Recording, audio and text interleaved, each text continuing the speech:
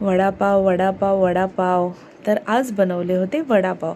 त्याच्यासाठी बटाटे उकडून घेतलेत आणि ते छान सोलून वगैरे घेतलं आणि हा एक मसाला बनवला लसूण आलं आणि मिरचीचा.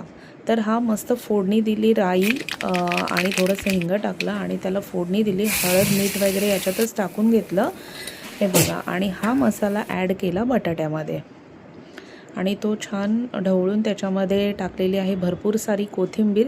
इथे मी तांदळाचं पीठ बेसनमध्ये टाकलं आहे, मीठ हिंग आणि हळद टाकून बॅटर तयार केलं आणि त्याच्यामध्ये सुद्धा कोथिंबीर टाकली. मला कोथिंबीर टाकलेलं बॅटर खूप आवडतं. हे बघा अशा प्रकारे छान वडे बनवून घेतले आणि हे बघा बॅटरमध्ये टाकून छान फ्राय केले. हे बघा अशा प्रकारे छान फ्राय करून घेतलेले आहेत आणि वडे आपले झालेले आहे रेडी. आणि आता आपण सर्व करणार आहोत. छान चटणी बनवलेली आहे मी, चुरा आणि त्याच्यामध्ये टाकलं होतं तळलेली लसूण आणि ती ग्राइंड करून घेतली थोडंसं मीठ टाकून. आणि हे बघा अशा प्रकारे मी सर्व करते आहे. आणि पहिलं टेस्ट करायला दिलं माझ्या दादाला, तर दादा पहिल्यांदाच व्हिडिओमध्ये आला आहे आणि तो खूप खुश झाला होता.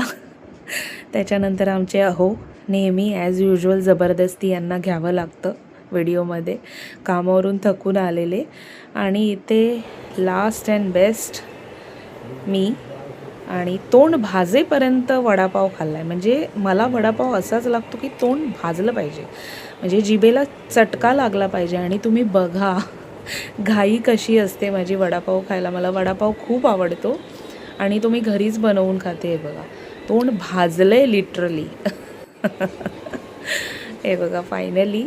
आणि त्याच्याबरोबर जर मिरची नसली तर मग काहीच फायदा नाही त्या वडापावचा. तर छान छान मिरची आणि वडापाव मस्त खाल्ला. आणि तुम्हाला ही व्हिडिओ आवडला असेल तर नक्की लाईक करा. बाय.